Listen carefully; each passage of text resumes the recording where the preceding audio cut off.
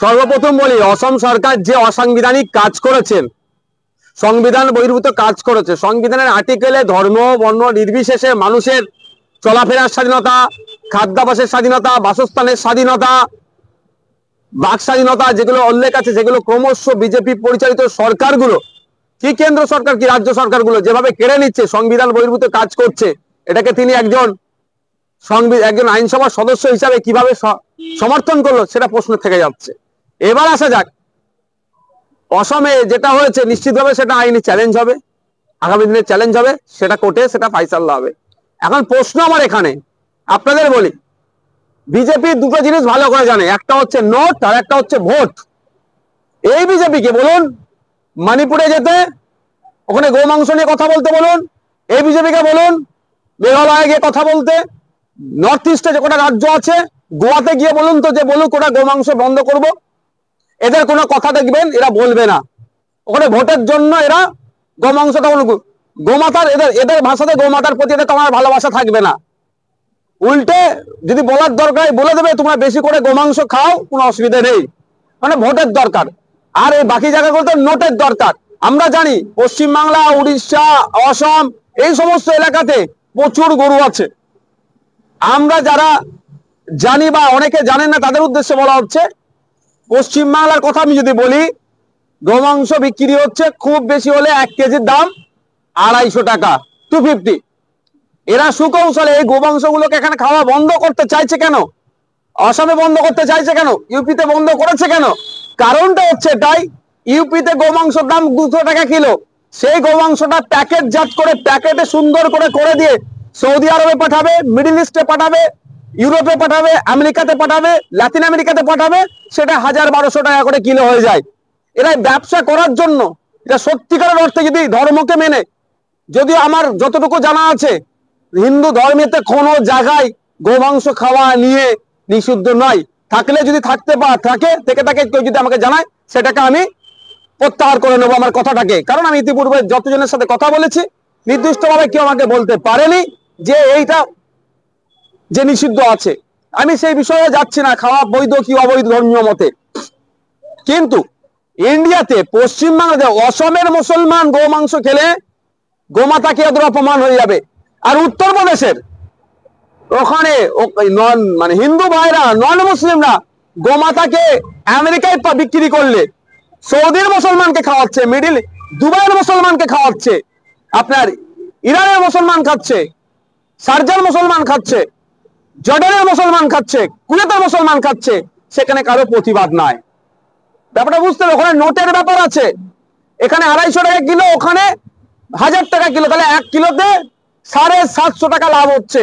এই পলিটিক্স চলছে। আপনারা তো দেখিয়েছেন অনেকে, যখন আপনারা ছিল আপনার এই উপনির্বাচনের সময় উত্তরপ্রদেশে একটা গোডাউন থেকে কত কেজি কত টন গোমাংস উদ্ধার হয়েছে। কারণটা কি? এক্সপোর্ট করত।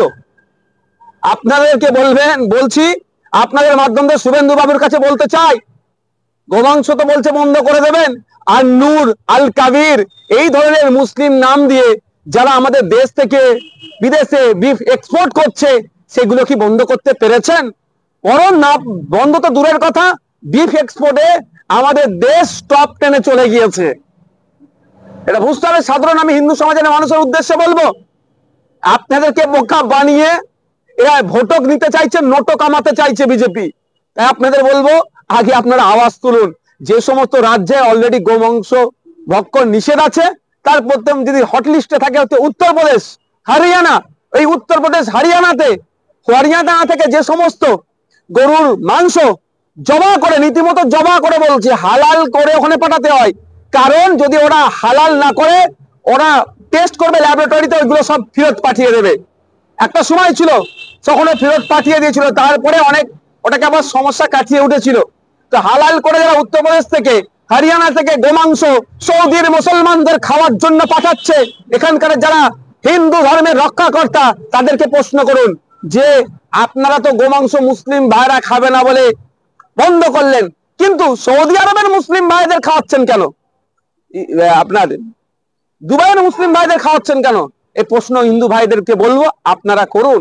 কারণ এরা ভোট আর নোটে নিজেরাই ব্যস্ত আছে, সাধারণ মানুষ আজকে তলনিতে আজকে টাকার দাম ক্রমশ কমছে, বেকারত্বের শীর্ষে দেশ এগিয়ে যাচ্ছে, নিত্য প্রয়োজনীয় জিনিসের দাম বেড়ে যাচ্ছে, গ্যাস পেট্রোল ডিজেল মানুষ কিনতে অতিষ্ঠ হয়ে যাচ্ছে, মানুষের রুজি রুটি নিয়ে প্রশ্ন উঠে যাচ্ছে, কাজ নাই, বেকার, এই নিয়ে এদের কোনো চর্চা নয়। এগুলো থেকে ঘুরিয়ে শুধু ধর্ম ধর্ম নিয়ে খেলাতে মেতে উঠেছে। আজকে শুভেন্দু অধিকারী এও বলেছেন, আমরা জানি যে কদিন আগে যেটা মুর্শিদাবাদের বেলডাঙ্গাতে যে ঘটনাটা ঘটেছিল, সেই ঘটনাকে কেন্দ্র করে শুভেন্দু অধিকারীর বক্তব্য, সেখানে নাকি মুসলিমরা 50টা মন্দির ভেঙে দিয়েছে এবং গার্ডেন ডিস আরো শ্যামপুর বিভিন্ন জায়গায় নাকি হিন্দুদের মন্দির ভাঙা হয়েছে, যে কোনো সরকারি কোনো রিপোর্টে নেই বা এইরকম ধরনের কোনো কেসও নেই, কিন্তু শুভেন্দু অধিকারী আজকে এই মিথ্যা বক্তব্যগুলো আছে। আমি দেখুন শুভেন্দু অধিকারী কতটা মানে সত্য কথা বলছে প্রশ্ন থেকে যায়।